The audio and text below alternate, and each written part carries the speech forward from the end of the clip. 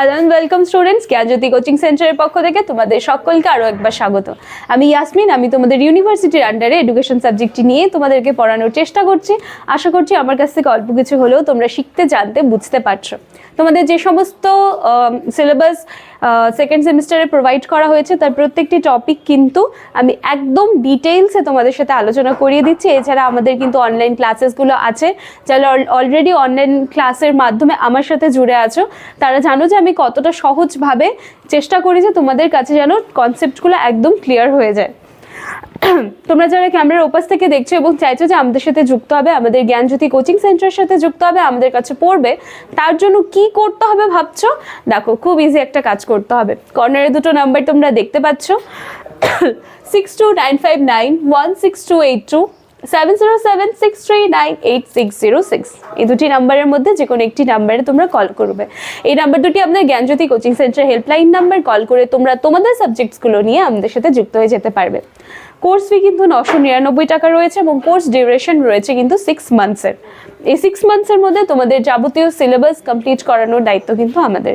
চলো, এটুকু ছিল ছোট্ট একটু ইনফরমেশন। এবার আমরা আজকে টপিকে চলে আসি। আমাদের ইউনিট 3 চলছিল গ্রোথ অ্যান্ড ডেভেলপমেন্ট, এবং এটার মধ্যে এরিকসনের থিওরি টার্ম চলছিল। মাঝখানে অনেকদিন ক্লাস গ্যাপ হয়ে গিয়েছিল, কারণ আমার কিছু অসুস্থতা ছিল, যার জন্য আমি কন্টিনিউ করতে পারিনি। কিন্তু আমি আজ থেকে আবার কন্টিনিউ তোমাদের কাছে ভিডিওগুলো পৌঁছে যাবে। চলো, এরিকসনের থিওরি 4 নম্বর পর্যায়ে 8টা স্তর ছিল। আজকে আমরা 4 নম্বর স্তর বা পর্যায় বলতে পারো, যেটা হচ্ছে শিল্প বনাম নিকৃষ্টতা। এটা হচ্ছে আজকে আমাদের আলোচনার বিষয়। এটা নিয়ে আজকে আমরা আলোচনা করছি। দেখো, বয়সকালটা কত? 6 থেকে 11। এই বয়সকালটার মধ্যে এই শিল্প বনাম নিকৃষ্টতা এই জিনিসটা চলে আসছে। আর এটা কিন্তু চতুর্থ পর্যায়ের মধ্যে পড়ে। হ্যাঁ, এটা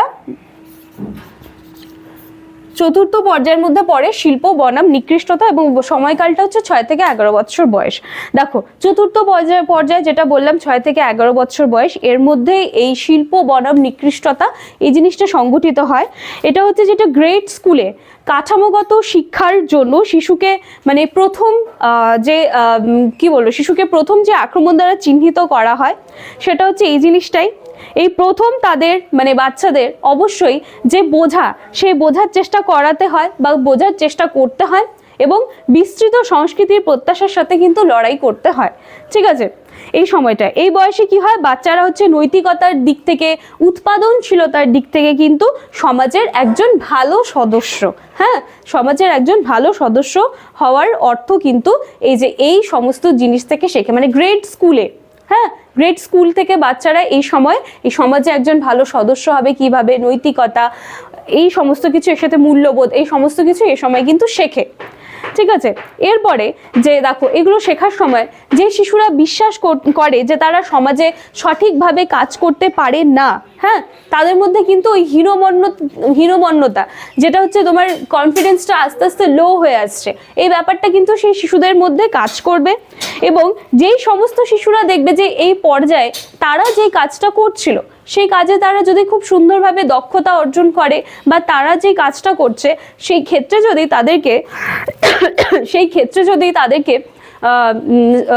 সাপোর্ট দেওয়া হয়, বা সেই কাজের জন্য যদি তাদেরকে সুনাম করা হয়, তাহলে কিন্তু তারা আরও বিভিন্ন কাজে সক্ষম হতে কিন্তু শিখবে, বা আরও বিভিন্ন কাজে অংশগ্রহণ করতে কিন্তু তারা সক্ষম হয়।